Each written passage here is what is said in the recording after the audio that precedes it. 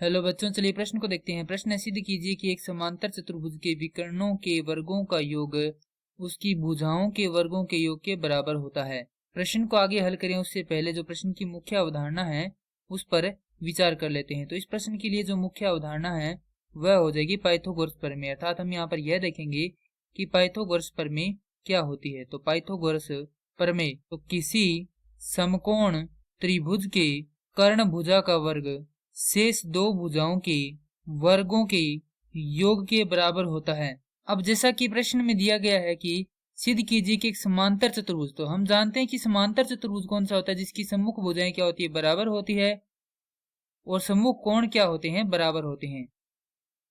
तो यहां पर लिखेंगे ए बी बराबर सी डी और बी सी बराबर डी ए या ए डी। अब हम क्या करते हैं, यहां पर एक रचना करते हैं।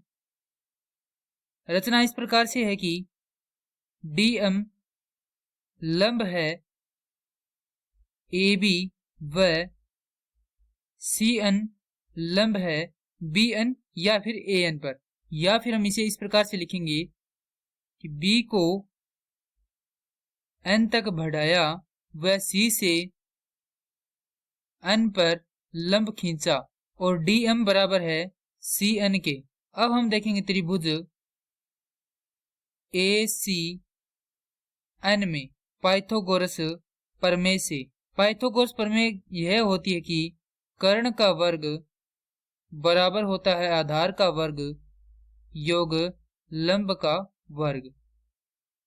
अब त्रिभुज है हमारे पास ACN, तो इसमें कर्ण कौन सा होगा, तो जो समकोण होता है उसकी सम्मुख भुजा क्या होती है, कर्ण होती है। तो यहाँ पर कर्ण होगा AC, तो AC का वर्ग बराबर आधार है यहाँ पर AN, तो AN का वर्ग योग लंब है यहाँ पर CN, तो CN का वर्ग। और जो AN भुजा है वह किससे मिलकर बनी है, वह मिलकर बनी है AB भुजा और BN के योग से। तो यहाँ पर AN को क्या लिख सकते हैं, AB योग BN। तो यहाँ पर लिखेंगे AC का वर्ग बराबर AB योग BN का वर्ग योग CN का वर्ग। तो यहाँ से हो जाएगा AC का वर्ग बराबर AB का वर्ग योग BN का वर्ग योग 2 AB BN योग CN का वर्ग।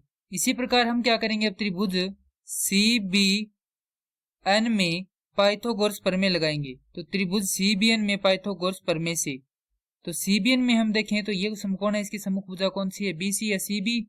तो यहाँ पर लिखेंगे BC का वर्ग बराबर होगा CN का वर्ग योग BN का वर्ग। और ये हमारे पास समीकरण 1 है। तो अब यहाँ पर ये जो मान है CN का वर्ग योग BN का वर्ग, इसकी जगह हम क्या लिख सकते हैं, BC का वर्ग लिख सकते हैं। तो यहाँ पर देखिए तो CN का वर्ग है और साथ ही किसका वर्ग है, BN का वर्ग, तो इसकी जगह क्या लिखेंगे, BC का वर्ग। तो हमारे पास समीकरण प्राप्त होगी AC का वर्ग बराबर AB का वर्ग योग BC का वर्ग योग 2 AB BN। ये आ जाएगी हमारे पास समीकरण संख्या A। अब हम लगाएंगे त्रिभुज DBM में पाइथागोरस प्रमेय से। तो DBM जो त्रिभुज है वो ही हमारे पास है ये वाला त्रिभुज, जिसमें हमारे पास DB क्या है, समांतर चतुर्भुज ABCD का कर्ण है, और साथ ही क्या है यहाँ पर हम देखें तो ये क्या है, समकोण है और इसकी सम्मुख भुजा कौन सी है, DB है। तो ये क्या है, साथ ही में इसका कर्ण भी है। तो यहाँ पर लिखेंगे DB या BD का वर्ग बराबर BM का वर्ग योग MD का वर्ग। अब जो BM भुजा है वो किससे मिलकर बनी है, वो मिलकर बनी है AB घटाव AM से।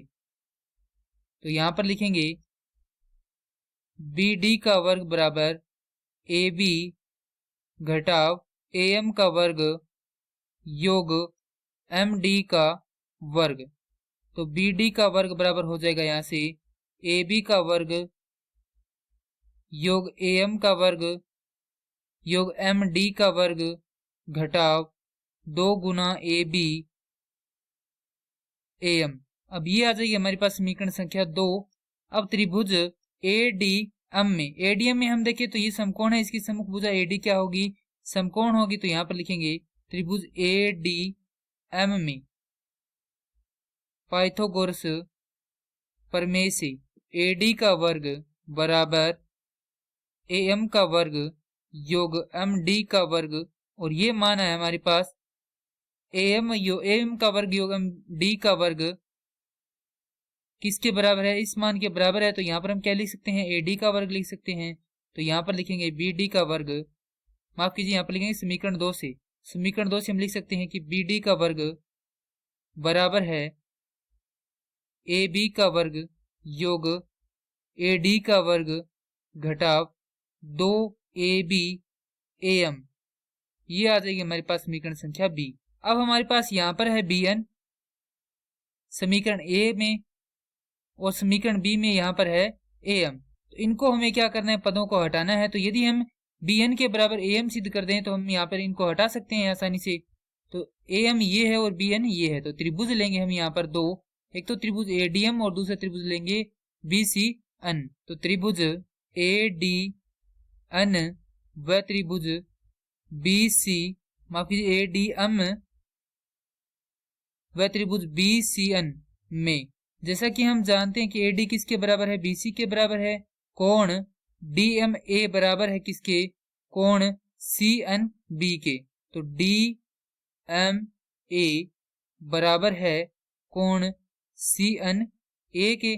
क्यों बराबर है, क्योंकि दोनों ही क्या है, समकोण है। उसके बाद DM बराबर है CN के, जो कि हमने क्या किया था, सबसे पहले यहाँ पर ज्ञात किया था। तो यहाँ पर हम लिख सकते हैं कि RHS कसौटी से त्रिभुज ADM सर्वांग समत्रिभुज BCN के, यदि ये सर्वांग सम है तो यहां से हम लिख सकते हैं कि AM बराबर है BN के। अब समीकरण A लिखेंगे, यहाँ पर समीकरण A है हमारे पास AC का वर्ग बराबर AB का वर्ग योग BC का वर्ग योग 2ABBN।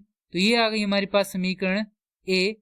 तो हम क्या करते हैं, समीकरण A योग B से, तो यहाँ पर लिखेंगे समीकरण A योग B से।